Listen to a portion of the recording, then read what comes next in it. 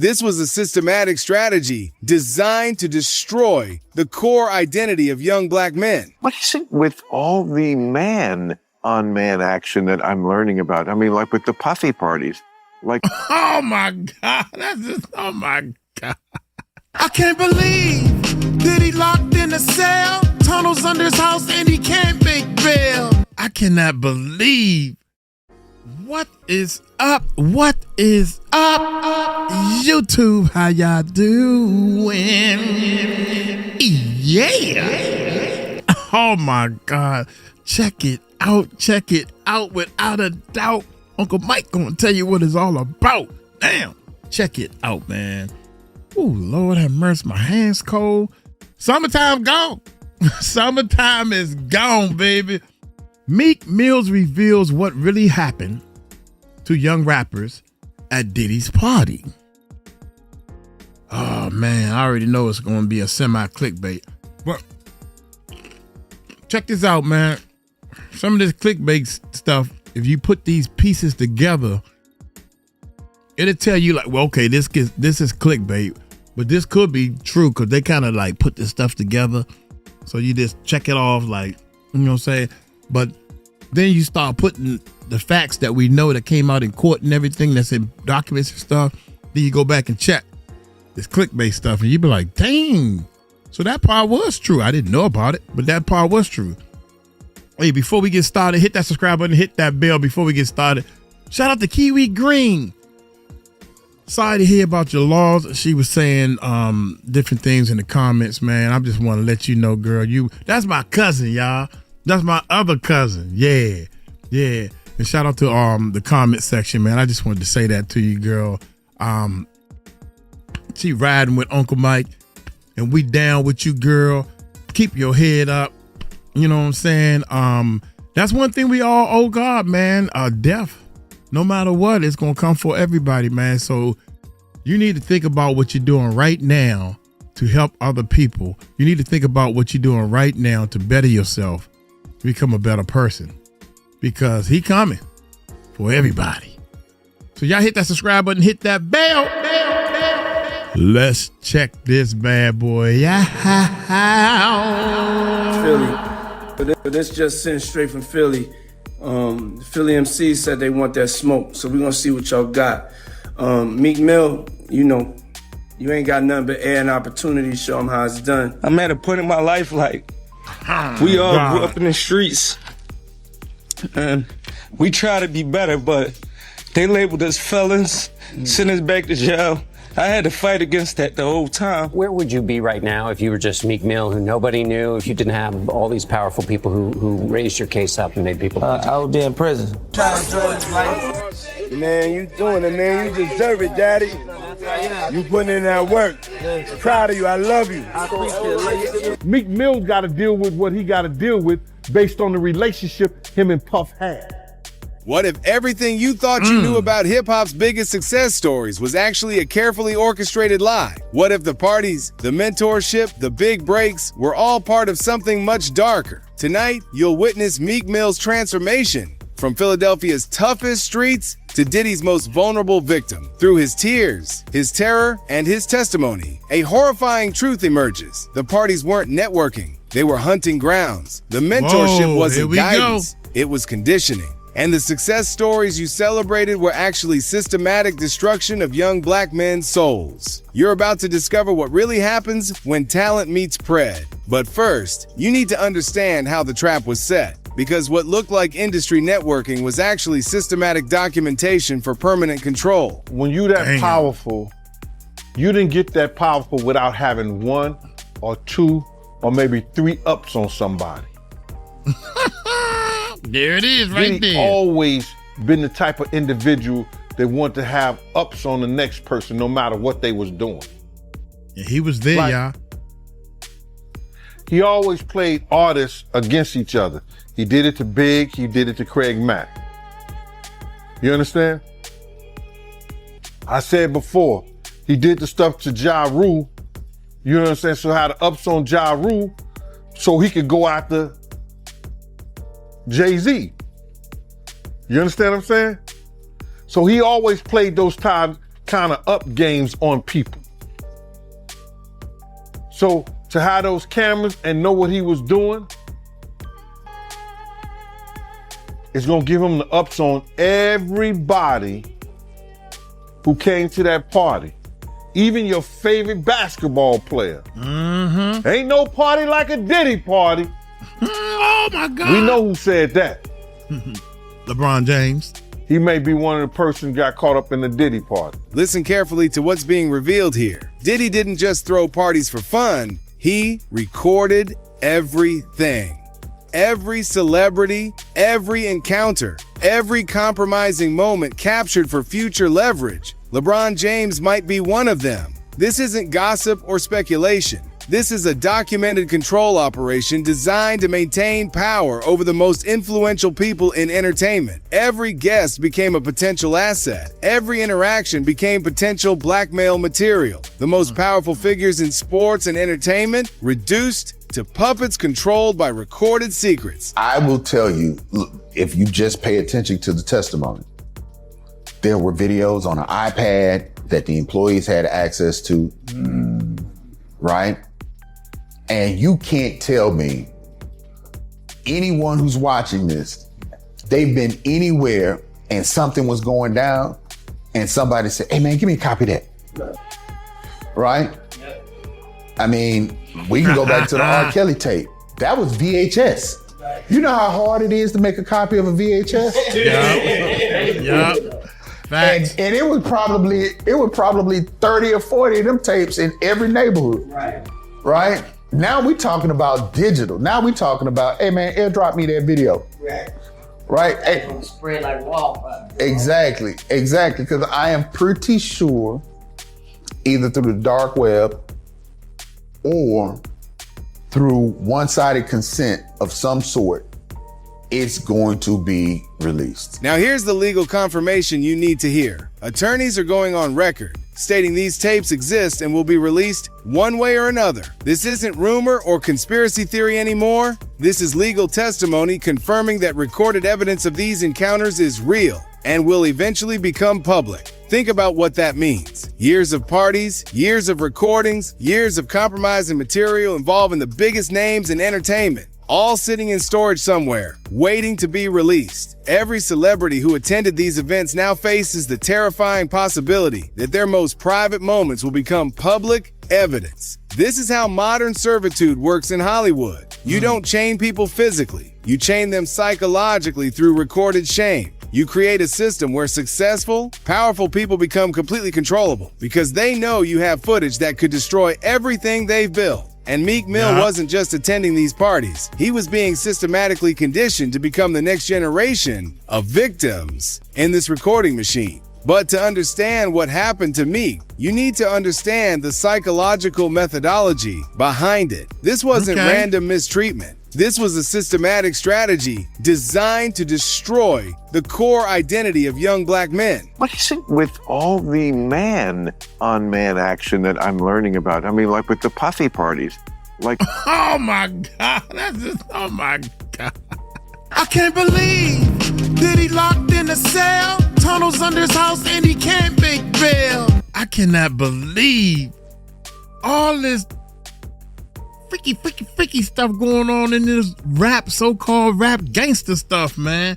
By the way, y'all, I'm eating tuna fish and tater chips. Regular tuna fish. It's 3:30. Actually, it's 3:31 now. I haven't had anything to eat all day but water. So that's how you lose weight, man. I'm trying to lose this belly. But here we go. Destroy the core identity of young black men. What is it with all the man-on-man action that I'm learning about? I mean, like with the puffy parties. Like the last thing I ever thought that went on there was gay stuff. Not that gay stuff is wrong. It's wonderful. I just did not think that's what Puffy was doing. Yeah, well, I didn't think it either. And even when my assistant said that stuff, I still was like joking it off. And it wasn't until later on that I heard other things from people that worked from him. You know, you remember that back in the times of slavery, they had a thing called breaking the buck. That people in the industry are still making young rappers who has have fought the worst of circumstances, being disenfranchised, being discounted, and then they finally like, I'm gonna put it into music. I'm gonna do it into music. I'm gonna, and get myself together. And they go and see someone, and they tell them, okay, yeah, you can have a deal. Breaking the buck. Let that phrase penetrate your consciousness for a moment. Terrence Howard isn't using plantation terminology by accident. He's describing a process that echoes the most brutal aspects of America's history, but updated for Hollywood's control system. Young, talented individuals like Lil Baby, Meek Mill, and Usher are deliberately stripped of their masculine identity through forced participation in recorded, intimate acts. This isn't hazing. This isn't initiation. This is weaponized trauma, specifically engineered to create permanent psychological dependency. They document the breaking process, so the victim never forgets what was done to them and never feels strong enough to resist future demands. Rappers, they're all so tough until you hear their real name. Yeah, or until you see them at a puffy party. Then they're not tough no more. I'm surprised that the rap game is still alive. Damn. Because the masculinity that the rappers are supposed to portray. Oh. Here's Terrence Howard making the connection explicit. The rappers who project the most aggressive masculinity in their music are often the most psychologically broken behind the scenes. The louder they perform strength, the more completely they've been compromised. Their public persona becomes armor against the shame of what they were forced to do in private. When you saw this lawsuit that made it seem as if perhaps Diddy and Meek Mill has...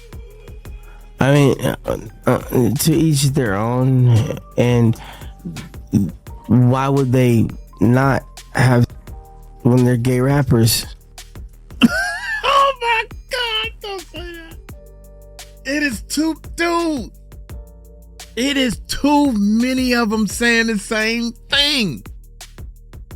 Dad, you cannot sit here and tell me Big Homie CC done said Meek Mill's done bought stuff on Amazon, and I didn't know that you can do this. Anything you purchase goes on your Twitter, tweet, or whatever.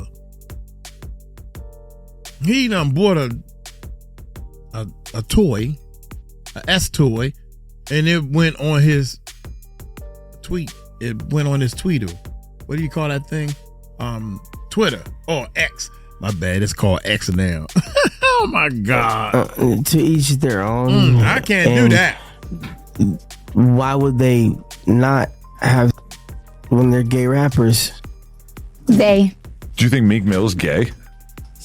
We all know he's gay. Who's we? Rick Ross know he's gay. I didn't know. It's news to me. Everybody, Rick Ross knows. You think Rick Ross would sign a gay rapper? Rick Ross knows he's gay. Now Orlando Brown starts naming names. Meek Mill and Rick Ross, two of hip-hop's most aggressive personas, both allegedly victims of this same system. Notice how Orlando doesn't present this as an intimate preference issue. He's describing a systematic attack designed to create psychological control. You call him Gusher? I said Usher is a gusher. That's what I said. I said Usher is a gusher. It was nice. I don't even want to know why you say His whole thing is accusing everybody of being on some mystery Illuminati gay, right? So what? They shouldn't have showed me their coochie. Gusher isn't just wordplay. It's documentation of bodily destruction. Orlando is revealing that every celebrity he's naming has been forced to show their cooches to Diddy. This is a systematic emasculation of men who built their careers on projecting invulnerability. When Diddy got locked up, Meek Mill came out saying that he'll pay somebody $100,000 to investigate that he has nothing to do with anything with Diddy. Man, look, you can't take back what your received. That's just like the video that's coming out with him and Will. With Will Smith getting the Will Smith. You ain't heard the Will Smith footage? Yeah. All right, Will Smith. Then they got the Carl Winslow.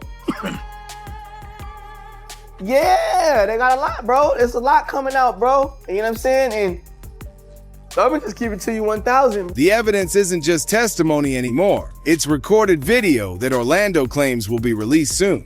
Carl Winslow, Will Smith, Meek Mill, all allegedly documented in compromising positions performing sloppy toppy with Diddy. If a victim comes out against Usher, it'll show how egregious this is, because if he can be a predator, then anybody can be a predator. Can't smile in your face the whole time. You feel what I'm saying? Like, people look at Usher, they don't see that.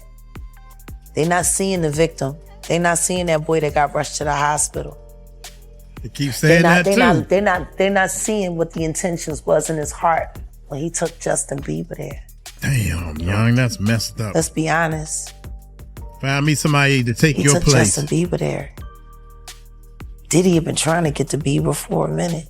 And his management was backing him off. But it wasn't until Usher took over management and had guardianship and gave temporary guardianship to the diddler for 48 hours. Don't say that. Please don't say that. Think about that. 48 hours. He had already been to the hospital. Don't say that. That situation that Gene was talking about. Oh, don't say that. Don't say that. And you still took Bieber there. Oh my but God. you got custody of him first. Damn. Diddy had already tried. They wouldn't let him.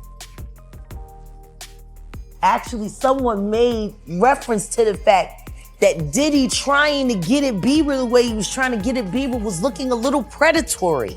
And then Usher came in and discovered it and managed him and got custody of him and promised to look after him. No, don't say and then he sent him to the diddler. Oh, don't say that. Don't say that. Does that sound like a good guy? It's horrible. It's horrible. Does that sound like a good guy? Now that we know what Diddy's really like.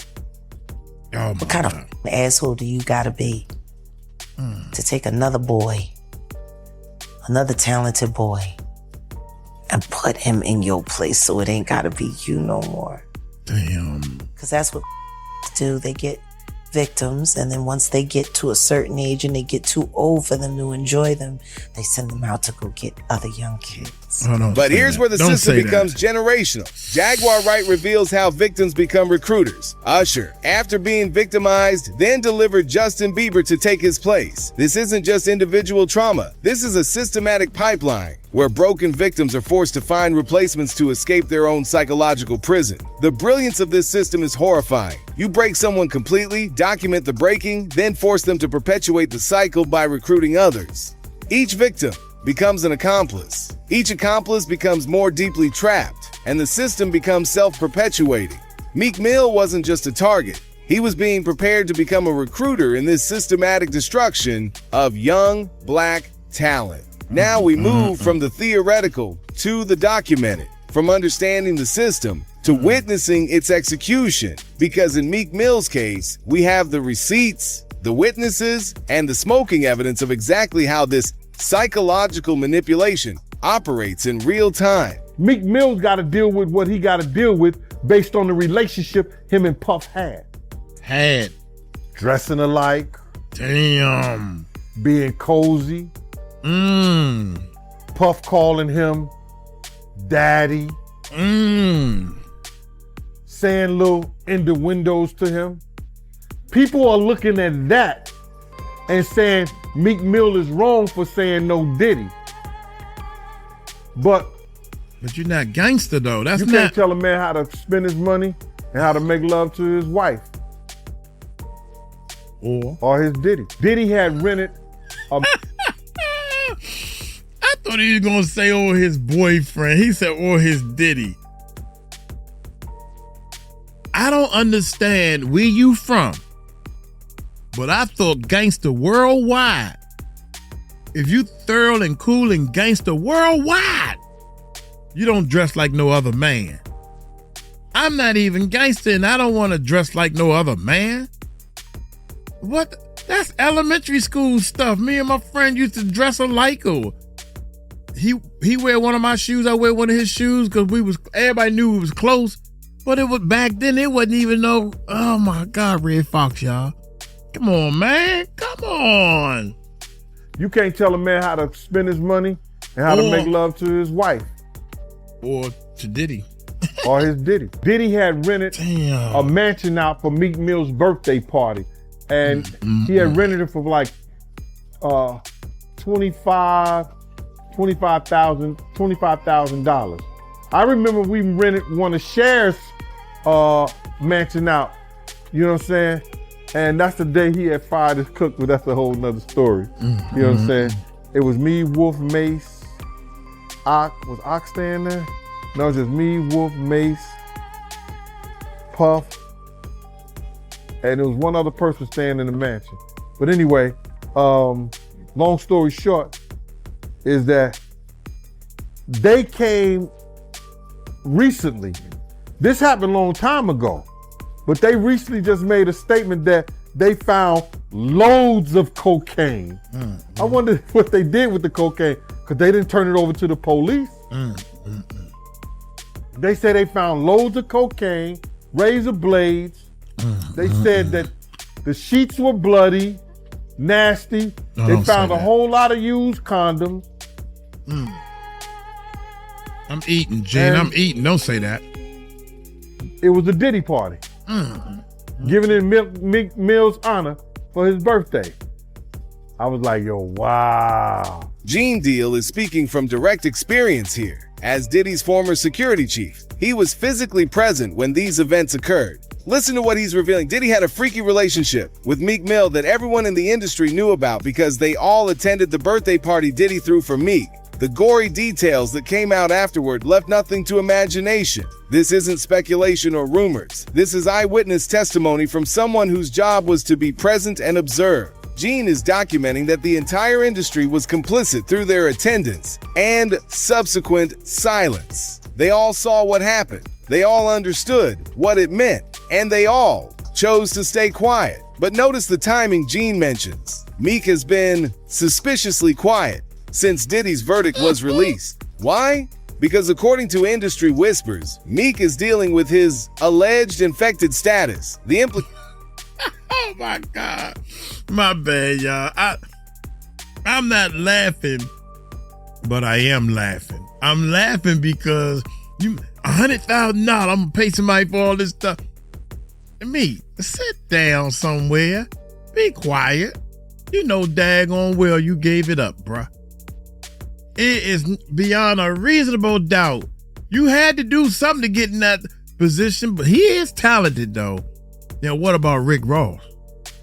What about Rick Ross? Come on, man. They getting this money some kind of way, y'all. It ain't because it's record sales. Go look it up, man. Go look up how many sales they got. God, dog. Here we go, man. Here we go. Suspiciously quiet since Diddy's verdict was released. Why?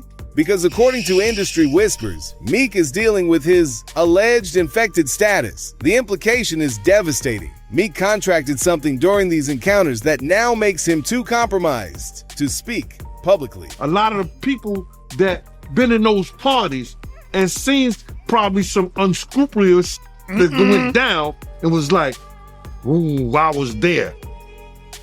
I hope they don't got me on tape. They feeling a certain way. So they not gonna speak on nothing until they've been approached with something. You gotta realize when Homeland Security get their evidence together, they gonna send agents out. You understand? They might send an agent out to me. Yo, what do you know? What have you heard? What have you seen? What's been going on? You know what I'm saying? You know, did this happen when you was around him? Did this happen back in the day? That's what they're gonna wanna know. You know what I'm saying? So they're gonna send investigators out. They're gonna send people out for anybody that they can get some information from to help their case. So those celebrities ain't gonna say nothing. You know, you got your man Stevie J speaking on it right now. Oh my God. He'll be one of the first dudes that they'll probably pull to the side and say, yo, well, you say that your man, I heard you on TMZ say that he never did this and he never did that. But ain't this you? If those pictures or those films or anything like that exists. You know what I'm saying? That's what they pay those agents to do. So, of course, I don't believe that none of the people who are his celebrity friends is going to speak or say nothing until they're either contacted or they know what they really got. So you feel like they might be worried that they might be on tape at one of Diddy parties doing something they wasn't supposed to be doing? I think that the celebrities that may be worried is because what Lil Rob said. Lil Rob said in his affidavit that Diddy had every room taped and bugged. Diddy had, yo, bruh, can you imagine he had every room taped and bugged, and they found little bugs or little tape recorders, little those micro projectors or whatever like that, or video cameras. They found them in the house, bro. So by them having those things in the house, and people know there's drugs, there's alcohol, there's loose women, there's loose men, woman on woman, man on man. Here, Gene goes deeper into the systematic cover-up. He reveals that other people in the industry knew Meek was being mistreated and used, but figures like Stevie J are actively covering it up. This exposes the collaborative nature of the mistreatment. It's not just one pred, it's an entire network protecting the system. But here's the most chilling part. Gene confirms the videos exist and are enough to bring the whole industry down. Now that the trial is done, the tapes are slowly getting released, and one of those tapes might be Meek's as well. This isn't threats or blackmail anymore. This is confirmation that recorded evidence of Meek's victimization is about to become public. I'm at a point in my life, like, we all grew up in the streets, and we try to be better, but they labeled us felons, sent us back to jail. I had to fight against that the whole time to gain my respect and be who I am today, and I'm proud of that. Now watch me. Nigga, what you? Oh, excuse me, y'all. What the heck you go to jail for in the first place? Huh?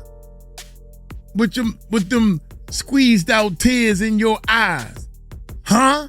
You supposed to be gangster, dog. You supposed to be coming out there like this. Yeah. You don't supposed. I ain't never cried on camera.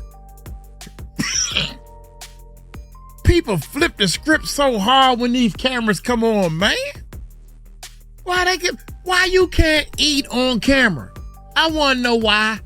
You eat every freaking where else. Some people eat, they take pictures and put pictures of their food on Facebook, Instagram, or wherever the hell. So you eating on your channel. That's right, it's my channel. This man wanna cry, and if you wanna buy stuff off of Amazon for some freaky toys, that's his business. Now, it become our business when you try to cover it up and lie while you marinating in that pool while Diddy said, yeah, you doing it, baby. There's no way in the world. There's no way in the world. These people ain't doing something else to get that money. It's about that money. Yeah, I get that money.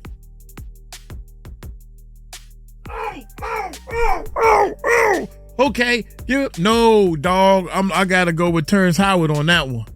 Nuh-uh. I can't. I don't like sex that much, to be honest. I'm not that much. You feel me? I like sex, but I don't like it that much. Where you have to, what? I don't even want to touch a man's hand. Get away from me. Give me some pound, man. Give me a little bit of love. All right, now go on, get on. Bye. What in the heck is you doing? And that ain't gangster. Maybe they done changed. They wearing dresses and skirts now. I was done when they was putting earrings on both sides. One earring, all right, you know what? All right, I'm gonna accept the one earring. I'm okay. All right, that's it. Then they got two earrings. They painting their fingernails down. Now they wearing dresses. Corn rolling their hair. All kinds of stuff. No, man. I'm sorry, Mr. Man in the street. I'm sorry you done lost your way. You ain't making no money in the streets. Call you back on that one. Jesus Christ, man. What the hell is going on? Am I the only one seeing this?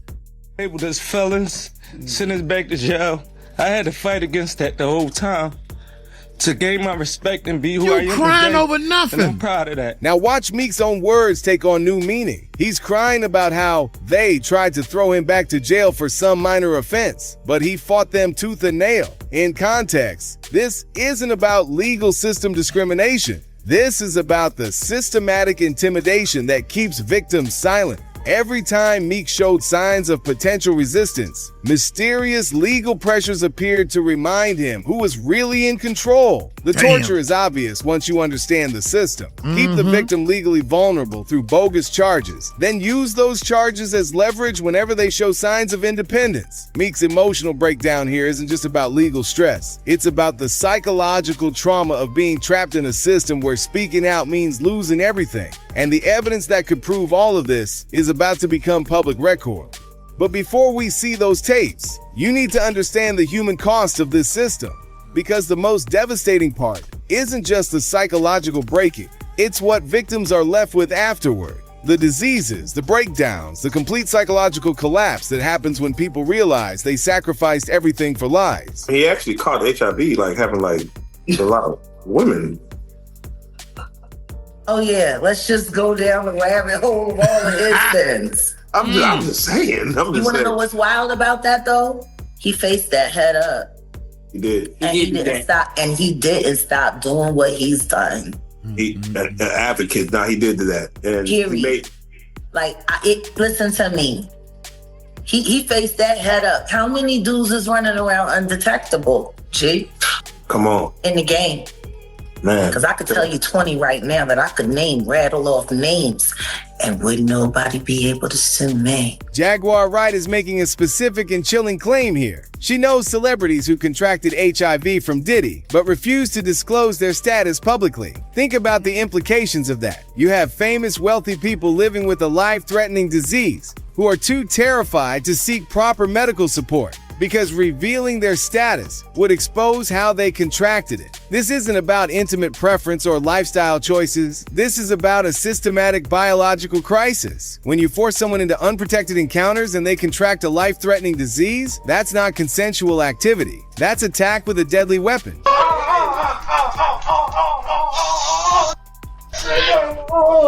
All the champagne was spiked, son. Like, all the champagne was spiked. Everybody was passed out. I don't drink, so I was playing that off like I don't drink. I smoke. Like, I smoke and I had my own weed, but like everybody was passed out. Yo, Diddy had that man in the room. Look, yes, I put my ear to the door and I brought the phone because Diddy started going in overdrive. I ain't know what the was going on, but I just heard balls slapping against cheeks. I heard struggling to take. I heard being like, yeah, daddy, like when he started all that daddy this and daddy that, and then I heard some hollering and struggling, like, yeah, I kept the phone there and I recorded all this because I was like, this Diddy rich, so I'm finna put the squeeze on and get me. Now we get witness testimony from the bodyguard who allegedly recorded the infamous audio between Diddy and Meek. His account reveals the methodical nature of these attacks. Drinks were systematically spiked, Meek was allegedly forced into encounters with adult workers, and Diddy took the final piece, meaning he documented the entire process for future leverage. This testimony exposes the premeditation behind every encounter. Nothing was spontaneous or consensual. The alcohol was spiked to remove resistance. S-workers were brought in to normalize the activity, and everything was recorded to ensure permanent control over the victim. This is systematic pre-drink behavior disguised as party entertainment. Hey, this is not right, man.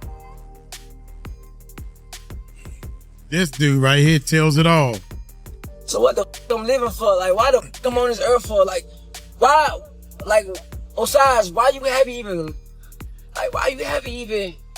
like, this crash, like, just do something that like, at this point, it's like, why the f*** you on this earth still? Like, why the f*** you, like, why the hell you on this earth? Why? What Terrence Howard? You was like, That's what Terrence you don't Howard have saying. nobody. Like, what the are you on this earth for? I can't even see my kids. Like, what the? That should have been what you've been wanting in the first place. I haven't made no music. I haven't made no money for music in like two and a half years. Watch YK Osiris break down completely and ask yourself what could cause this level of mental collapse in a young man who should be celebrating his success. According to industry insiders, YK allegedly gave his man card to Diddy, but still got snubbed and abandoned. The devastation here is profound. Imagine sacrificing your identity, your health, your dignity for promised career advancement, only to discover that even complete submission wasn't enough. Even becoming infected wasn't sufficient payment for the success you were promised. The realization that you gave everything and received nothing creates a psychological break that some people never recover from. This industry is not what you think it is. Don't let these people fool you, man. in the social media, I'm gonna give y'all a little background of me, man. See what I'm saying? Man, don't let these people fool you. You can't hear the truth between what he's saying because you so wrapped up into, but I want to be there. I want to be the one to get on stage and get into a studio booth and rap into a microphone and make millions.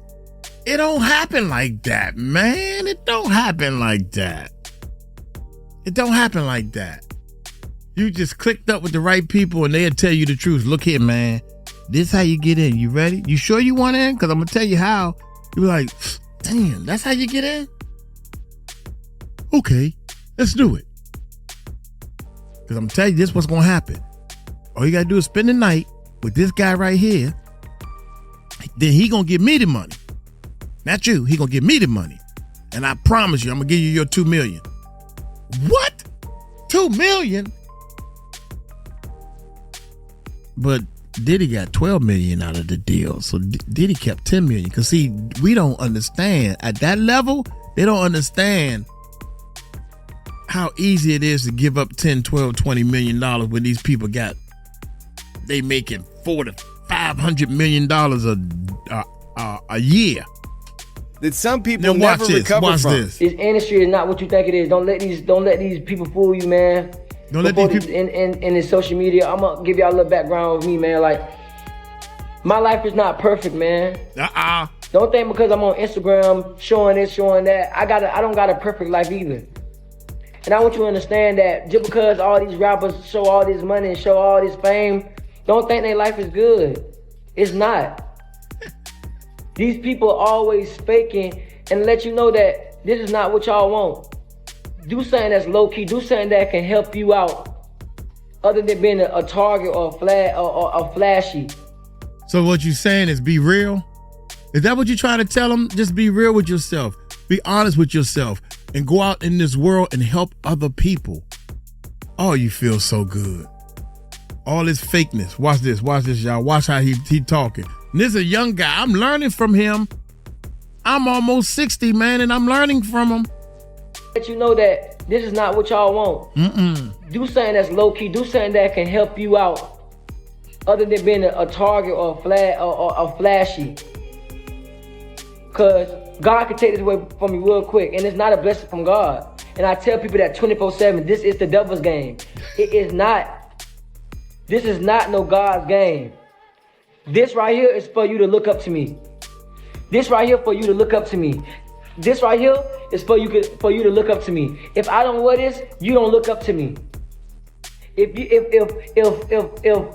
rappers don't do what they do, you won't look up to them. Here's YK himself trying to warn people about what he discovered. But everyone dismissed it as him crashing out. Listen to what he's actually saying. This industry is the devil's game, and people shouldn't look up to them. He's trying to expose the system that victimized him. But because he can't speak directly due to legal constraints, his warnings sound like random outbursts. This is how the system maintains itself. Victims who try to speak out are dismissed as unstable or ungrateful. Their attempts to warn others are reframed as mental health episodes. The very trauma inflicted on them is used to discredit their testimony, creating a perfect cycle of silence. The most tragic aspect is that these young men often become accomplices in their own destruction. They're broken so completely that they start recruiting others, perpetuating the cycle that destroyed them, because they can't accept that their suffering was meaningless unless they can convince themselves they're part of something larger. This is what happened to an entire generation of young black talent, and the evidence of their systematic destruction is about to be released to the world. Meek Mill's desperate attempts to warn us were dismissed as mental instability. His $100,000 reward for anyone who could prove his innocence was mocked as damage control. But tonight you've seen the evidence that transforms his denials from desperation into documentation of the exact psychological programming that kept victims silent while they recruited others. When young black artists achieve unprecedented success, but can never speak freely about how they obtained it, are you witnessing the American dream, or are you watching the sophisticated evolution of systems designed to control and exploit black talent while maintaining the illusion of opportunity? And when the entertainment industry finally confronts this systematic mistreatment, will justice mean prosecuting individual preds, or will it require dismantling the entire infrastructure that made their crimes profitable, sustainable, and virtually undetectable for decades? If you like this video, hit that subscribe button so that you never miss out on any new videos. And until then, fam, keep it real.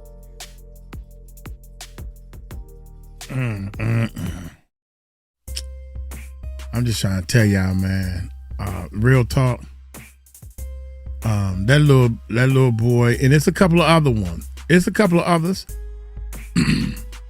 Jaguar Wright, and it's a couple of other. And I still believe both of them little girls, that jumped out there so fast, Miss English, and I can't remember the other little girl name that was saying that was her laying on the table.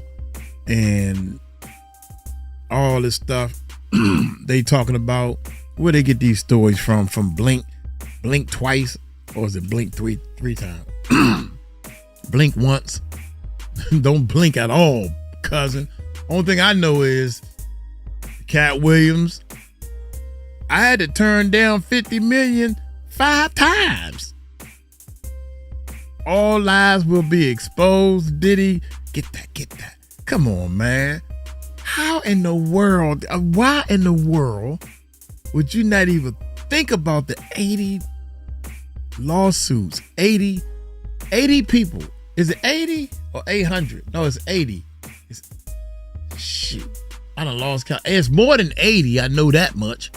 That's what I'm used to saying, because I always try to come under the radar. I ain't trying to boast or brag. Something ain't right. Something ain't right when you got 80 cases on you,